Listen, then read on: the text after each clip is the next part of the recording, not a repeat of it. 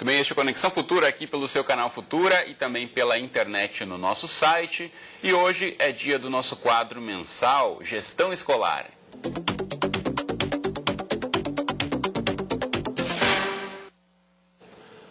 Bom, a Política Nacional de Educação Ambiental determina que é responsabilidade de toda a sociedade, não apenas das escolas, mobilizar-se para promover atuação individual e coletiva voltada à prevenção, identificação e solução de problemas ambientais. A legislação em vigor há 15 anos define que a educação ambiental deverá constar em currículos das escolas públicas e privadas. Em muitos estados e municípios, leis locais reforçam a inclusão desses conteúdos nos currículos das redes públicas de ensino. Então, no programa de hoje, a gente discute de que forma a educação ambiental vem sendo trabalhada dentro e fora das escolas. Para essa conversa, eu recebo aqui no estúdio a Lúcia Jaber, ela é diretora de projetos do Instituto Moleque Mateiro. E também conosco, aqui no estúdio, como todos os meses, no nosso quadro Gestão Escolar, está o professor Celso Antunes, nosso consultor em educação. E logo mais a gente vai falar também com a Priscila Fernandes, que é editora do blog Educação do Instituto Votorantim. E você em casa, como sempre, também pode participar do nosso bate-papo. Aproveite aí para tirar todas as suas dúvidas. Envie seus comentários e opiniões para a gente. Pela internet tem 2 canais de comunicação diretos de você de casa com a gente aqui no estúdio. Um deles eu mostro agora, que é a rede social, o facebook.com/canal Futura Oficial. Ou ainda você pode mandar seu recado para o nosso perfil no Twitter, que é o @canal Futura, ou ainda ligando para a gente no 0 operadora 21 3523 4098. Boa tarde a vocês aqui no estúdio, tudo bem? Boa tarde. Tudo bom? Quero começar ouvindo do professor Celso, nosso consultor em educação. Falei aqui dessa lei de educação ambiental lá de 99, uma lei federal, né, supostamente para ser aplicada em todos os estados e municípios. E, por outro lado, a gente vê uma discussão. Estados como Paraná já aprovaram suas leis estaduais, agora na Paraíba também é uma lei local sendo discutida por lá. Uma vez que já temos uma legislação nacional determinando a inclusão de temáticas relacionadas à educação ambiental, qual a necessidade de leis locais também, professor? A sobreposição de leis nem sempre agrega valores ao processo. O que eu sinto que talvez precise se completar melhor é a ideia de que sustentabilidade, conservação do meio ambiente, preservação ambiental não pode ser um episódio, não pode ser um capítulo dos conteúdos conceituais desenvolvidos. Não é como capitanias hereditárias, não é como máximo divisor comum, é uma condição de pensamento, é uma reflexão, é um sentido de respeito para aquela colossal multidão de seres ainda não nascidos e que, teoricamente, tem o direito de encontrar uma terra em condições ideais. Então, essas leis todas, elas se somam, elas agregam, mas elas não dão aquele caráter de interdisciplinaridade que um tema com tal grandeza como esse precisaria ter. Lúcia, você trabalha no Instituto Moleque Mateiro, que trabalha diretamente em tentar traduzir um pouco, né, o que é essa tal de educação ambiental. Como é que na prática vocês conseguem, de certa forma, destrinchar o que vem dessa legislação, ou também o que muitas vezes as pessoas têm dúvida, o que é educação ambiental, afinal de contas? É só dizer para a criança como é separar o lixo, é cuidar da água? De que forma vocês tentam trazer, aproximar a discussão para a realidade mesmo das pessoas que participam dos projetos? Então, boa tarde, né? A educação ambiental para a gente, ela é algo que está se formando cada vez de formas diferentes, né? Então, a gente não tem uma perspectiva fechada do que seja educação ambiental.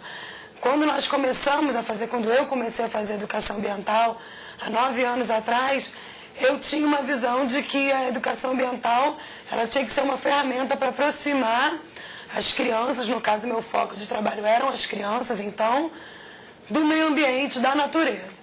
E aos poucos eu fui estudando e fui percebendo que nós já somos parte desse meio ambiente.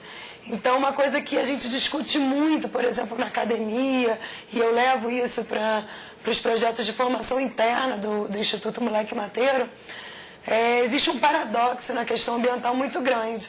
A gente vê, existe a Política Nacional de Educação Ambiental, existe o Programa Nacional de Educação Ambiental, existe o Programa Estadual, agora eu participo também da formulação do Programa Municipal de Educação Ambiental no Rio de Janeiro, em vários estados, unidades federativas, e isso tem se ampliado, não só o espaço público de debates, as políticas públicas, como o interesse das pessoas pelo tema, a preocupação ambiental como um todo. Mas nos últimos 40 anos, que é quando começou-se a falar bastante de educação ambiental, de lá para cá, a degradação ao meio ambiente só fez aumentar. Então a gente nós educadores ambientais práxicos, né, que a gente chama, estamos na teoria, estamos na prática, pensando essa nova cultura educativa, a gente tem um desafio muito grande. Eu não quero só que a criança separe o lixo, eu não quero só que a criança plante uma árvore ou o adulto, mas sim a gente reformular a educação para que nos próximos 20, 40, que é na Rio mais 40, a gente não esteja discutindo as mesmas questões que nós estamos discutindo há tanto tempo, né? De fato, seja um pouco mais internalizada essa postura do cidadão frente à importância que ele de fato deve ter em avaliar a questão o que é o meio ambiente que ele está inserido, né? Não somente a questão da mata, da floresta, mas o meio ambiente como o espaço, seja urbano ou no interior das cidades, também no interior dos estados, encarem esse espaço coletivo como um local que todos devem cuidar. Eu vou chamar agora também para a nossa conversa, direto de São Paulo, a jornalista Priscila Fernandes, editora do blog Educação do Instituto Votorantim. Mas antes de chamar a Priscila, eu mostro para você de casa aqui o blog Educação, onde tem uma reportagem que produzida pelo pessoal especialmente dedicada para a questão que a gente discute aqui. Você pode buscar outras informações, então, além do que a gente discute aqui no programa, no blog educação.org.br.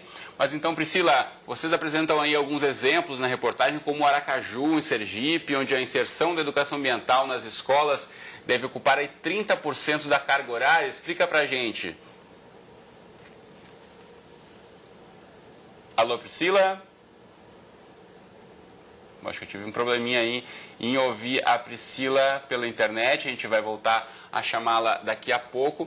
Agora, a questão que você falava um pouquinho, Flávia, Lúcia, perdão, da questão de participar de discussões de fóruns locais, de fóruns estaduais também, e voltando à pergunta que eu fiz no comecinho do programa para o professor Celso, uma vez que já temos uma lei federal, né, um plano nacional de educação ambiental, o que falta de fato para isso localmente ser um pouco melhor estruturado ou colocado em prática? A legislação é uma coisa, né? A aplicabilidade, o direcionamento das ações que vão de fato instituir aquela lei, né, na sociedade, é onde eu acho que a gente tem talvez um gap grande.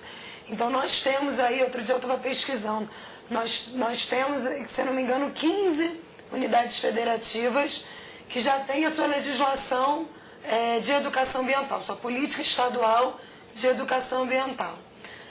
Porém, a grande maioria dos estados, o grande desafio que os próprios gestores dessas políticas colocam é a formação continuada desses professores. Então, como eu vi isso na minha prática, eu fui formada por uma educação, usando um pouco os termos de Paulo Freire, uma educação bancária, uma educação tradicional, onde o professor é quem sabe, o aluno é quem aprende, tem que saber, o aluno é o sem luz, né? Uhum. Então ele tem que aprender através da transmissão de conhecimento de alguém que sabe mais. Na educação ambiental, a gente tem uma perspectiva de transformação. Então, nessa perspectiva, o aluno ele é ator também, são ambos sujeitos do processo educativo, alunos, professores, educadores, pais. Então, eu acredito que um grande desafio que nós temos é formar os educadores ambientais que irão trabalhar a partir de uma nova perspectiva, que não a gente costuma dizer muito nas discussões dos educadores ambientais. Nós não estamos querendo fazer uma educação ambiental comportamentalista, ou seja, vou ensinar você que o papel você joga no lixo azul, o plástico você joga no lixo vermelho, e assim vamos mudar o mundo. Uhum. Não é assim, eu não acredito que assim nós vamos mudar o mundo. Então é uma formação cultural mesmo, de uma nova relação com o ambiente, e o que seja esse ambiente, eu estou inserida, eu faço parte do seu ambiente, do seu, e vocês fazem parte do meu. Muito bom, a gente conseguiu agora restaurar nosso contato com a Priscila. Você me ouve bem agora, Priscila? Agora eu ouço bem. Boa tarde. Boa tarde. Então conta pra gente um pouquinho sobre os exemplos, como em Aracaju, onde essa inserção da educação ambiental nas escolas deve ocupar até 30% da carga horária, é isso mesmo? É isso mesmo. A Secretaria do Verde e do Meio Ambiente de Aracaju, ela foi criada no ano passado e iniciou o trabalho em parceria com as escolas municipais de conscientização sobre o meio ambiente. Então, esse trabalho ele parte de questões desde o descarte nos bairros, né, a limpeza da escola, até a manutenção das árvores da região. Eles têm, então, uma preocupação em conectar a comunidade à escola e ao meio ambiente, né, fazendo essa frente pró-meio ambiente. E eles estão chamando os jovens que participam desse processo de guardiões ambientais, que são os multiplicadores do conhecimento que vai ser adquirido nas escolas e sala de aula sobre o meio ambiente. E a ideia é que com esse projeto eles consigam diminuir os problemas ambientais vividos na cidade. Priscila, aproveita esse gancho que você falou dessa experiência de guardiões ambientais para ouvir do professor Celso, em relação a esse empoderamento também de colocar o aluno como parte pensante e ativa desse processo de educação ambiental, né? Não somente, como a Lúcia já disse aqui, de alguém que está lá esperando na sala de aula, ouvindo o professor dizer o que deve ou não deve fazer, mas colocar o aluno como um ator também nessa questão de disseminar esse conhecimento. Pois é, eu acho que a Lúcia tocou num ponto crucial, não é? Que é a capacitação docente. Se realmente o professor não está preparado para desenvolver uma verdadeira educação ambiental na plenitude da ideia de educação, acaba ocorrendo essa intervenção paternalista, essa intervenção acidental, esse corrigir procedimentos, quando na verdade o estado de consciência que precede ao uso dos procedimentos não foi realmente trabalhado. Eu fiquei até muito curioso, eu queria que a Lúcia até explicasse um pouco melhor como é que a ação direta de vocês junto a este professor para transformá-lo verdadeiramente num educador ambiental e não apenas num, digamos assim, treinador de procedimentos episódicos e que a gente sabe temporariamente apenas é um paliativo da verdadeira educação ambiental. Diga lá, Lúcia. Bom, quando a gente começou a trabalhar com as escolas, hoje em dia o Instituto Moleque Mateiro trabalha educação em diversos setores da sociedade. Mas o nosso trabalho pedagógico, do nosso setor pedagógico, que foi onde começou a nossa ideia, a gente tinha muito trabalho direto com os alunos. Então a gente pegava temáticas, o que hoje em dia trabalha-se por projetos, né? Pegava temáticas que nós julgávamos temáticas interessantes, como ícones de meio ambiente, água, lixo, horta e tal. E a gente começava a trabalhar através de uma multirreferencialidade pedagógica. Ou seja, para a gente a educação ela tem que ser divertida, para ser sustentável tem que ser divertido. O aluno, o professor, todo mundo tem que querer estar participando desse processo. Hoje em dia, quando a gente é mais velho, a gente não consegue entrar num curso se a gente não se sente de fato atraído por aquilo. Por que nós temos que obrigar um aluno de 5, 6 ou até 12 anos participar de algo que ele não quer? Então, o nosso desafio era mais criar ferramentas atrativas para esses alunos para trabalhar a questão ambiental. A partir do momento que a gente começou a se interessar de fato pelo que seja a educação ambiental, estudar, ver quem faz educação ambiental no Brasil, nós fomos ao Fórum de Educação Ambiental em Salvador, o último que teve, e começamos a ver alguns projetos que trabalhavam com essa perspectiva formativa, dos processos formativos em educação ambiental. Eu me apaixonei por essa área, entrei no mestrado e comecei a pesquisar isso. Então, atualmente, a gente trabalha com as escolas, tanto a parte da inserção da educação ambiental no projeto político-pedagógico das escolas, através da parceria com os professores, e também oferecendo para as escolas a formação em educação ambiental. Determinadas escolas elas têm uma necessidade da formação em educação ambiental vir ligada à questão dos resíduos, porque ainda mais esse ano nós temos o ano da Política Nacional de Resíduos Sólidos, está sendo implementada, e aqui no Brasil... É um grande desafio para grande parte dos municípios implantarem essas políticas locais. Então, no Rio agora tem essa coisa do lixo zero. Exatamente, né? Tem a fiscalização que começou no Rio de Janeiro, inclusive multa para as pessoas que colocarem lixo na rua. Quero aproveitar só mostrar já o site aqui do Moleque Mateiro, já que a Lúcia falou da questão de ser divertido, e mesmo o site você entra já tem ali uma atratividade tanto para criança como para adulto também. Tem aqui, você pode seguir as atualizações deles no Twitter, no Facebook, os vídeos no YouTube, tem vários vídeos aqui. E de certa forma aqui você já vê que é um espaço onde a criançada já entra de certa forma atrativa aqui pela parte da diversão, mas a partir da diversão é possível trabalhar esses conteúdos um pouco mais sérios, né, sem ter esse peso da seriedade que muitas vezes é encarado na sala de aula. Né? A educação ambiental nada mais estava até conversando com o professor Celso lá no camarim, educação. A gente tem o ícone ambiental porque vivemos uma questão, um momento emergencial mesmo. De fato, existe um certo alarmismo, mas nós não sabemos o que vai acontecer com o nosso lixo, com o nosso ar, com a nossa água. Então, é uma questão preocupante. Por isso, a gente fala em ambiental. Mas nós que trabalhamos com educação ambiental há 9 anos, nós somos cada vez mais interessados pela questão da educação, pelos mecanismos em que as escolas, os professores, os educadores vão fazer com que os alunos e os professores também se reencantem pelo ato educativo. Muito bem, a gente falou um pouquinho mais sobre essa questão do pertencimento, né, das pessoas se envolverem com o espaço onde estão inseridas e cuidarem desses espaços. Isso é o que vem sendo desenvolvido numa iniciativa numa escola rural lá no Ceará. Eu queria ouvir da Priscila, que fala com a gente lá de São Paulo, um pouquinho mais sobre essa experiência. Priscila. Oi, Cristiano. Na escola agrícola deputado Leone Belém, que chama Mobim, no Ceará, ele já tem um programa bem forte na área de educação ambiental. O meio ambiente faz parte de todo o programa de forma transversal. E eles têm um projeto específico que se chama Recompondo a Nossa Caatinga, que visa revitalizar a vegetação nativa, a caatinga, né? E trabalhar também para desenvolver um sentido de pertencimento da população local. Então, eles trabalham a conscientização ambiental com os alunos e isso acaba chegando nos pais, que efetivamente são os produtores rurais, né? Então, eles atuam em toda essa cadeia. E a gente conversou com a diretora Fátima Oliveira e ela falou para a gente que o lema dessa escola é conhecer para preservar. Eles têm uma intenção muito forte de fazer com que o aluno sinta que ele faz parte daquele bioma e que ele tem que preservar aquele bioma. E eles fazem isso por meio de seminários, de fóruns, e inclusive eles têm um espaço físico na escola, aberto à visitação, onde são feitas experiências com o solo para mostrar toda a questão da preservação ambiental do bioma caatinga. Muito bem, essa escola agrícola tem esse trabalho bem forte no espaço, de certa forma até privilegiado, né? A caatinga é esse bioma tão importante do nosso país que até é pouco estudado, né, professor?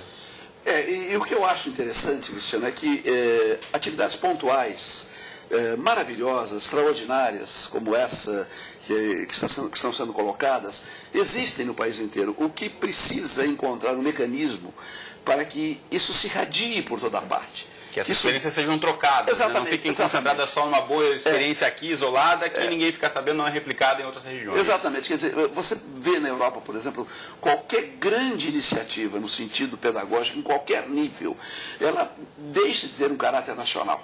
E hoje, um professor de Portugal, ele está sabendo algumas práticas que estão sendo feitas na Noruega, na Dinamarca, sim relevantes.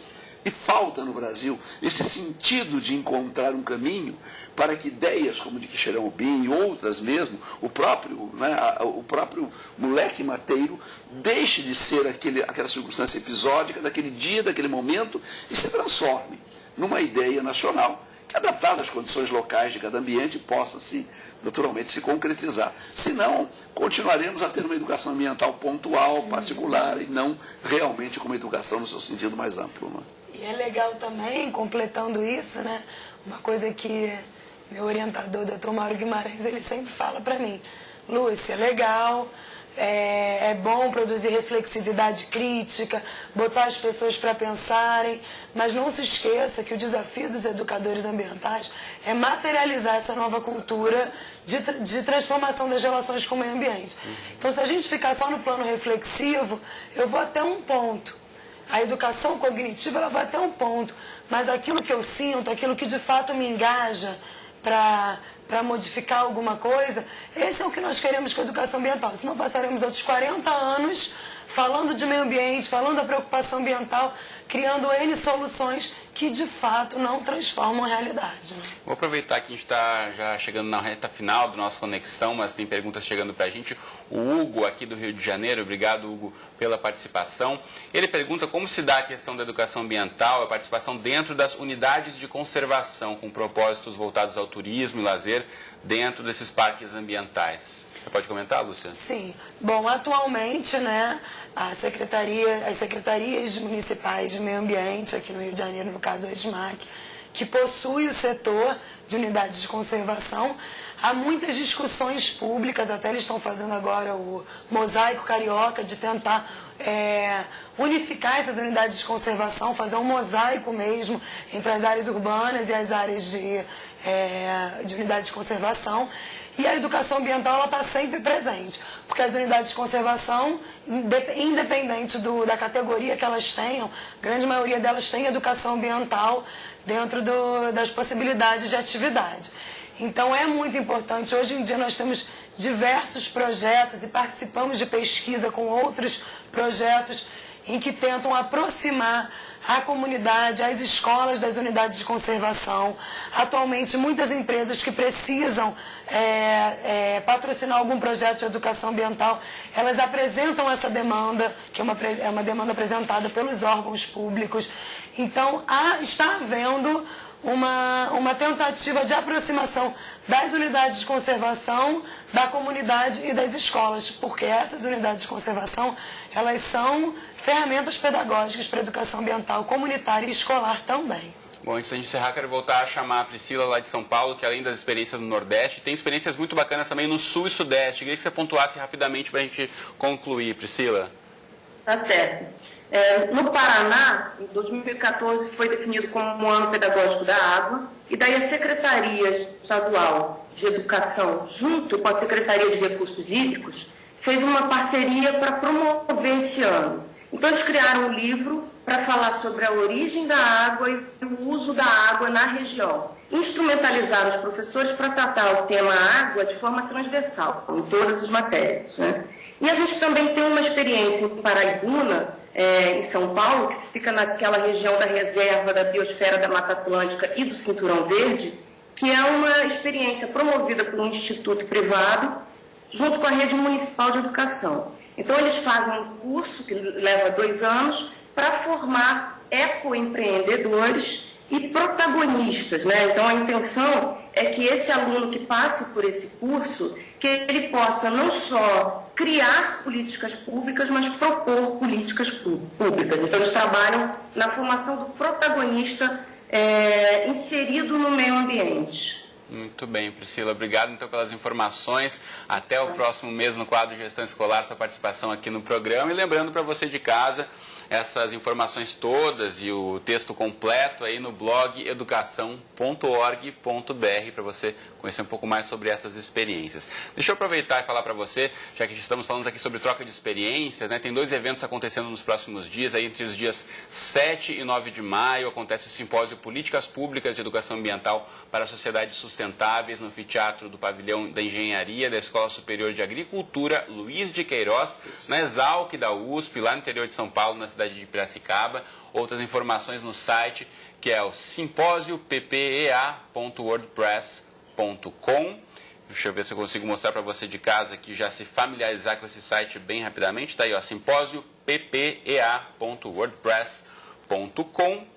E o outro evento na próxima semana, entre os dias 12 e 16 de maio, acontece aí a 6ª edição da Conferência Internacional de Educação Ambiental e Sustentabilidade, o melhor de ambos os mundos, no Sesc Bertioga, também no interior de São Paulo. A conferência tem como objetivo criar oportunidades para compartilhar experiências internacionais e locais e contribuir para o estabelecimento de redes articuladas nessa área. A programação completa também está na internet, no endereço que eu mostro para você de casa, está aí na sua tela. Opa, é nesse aqui, ó, gestãoambiental.ufscar.br. Bom, recados dados, então encerramos por aqui a conexão de hoje, agradecendo a Lúcia e o professor Celso Antunes, nosso consultor e parceiro aqui todos os meses no quadro de Gestão Escolar. Obrigado a vocês. Obrigada a você. Muito bom.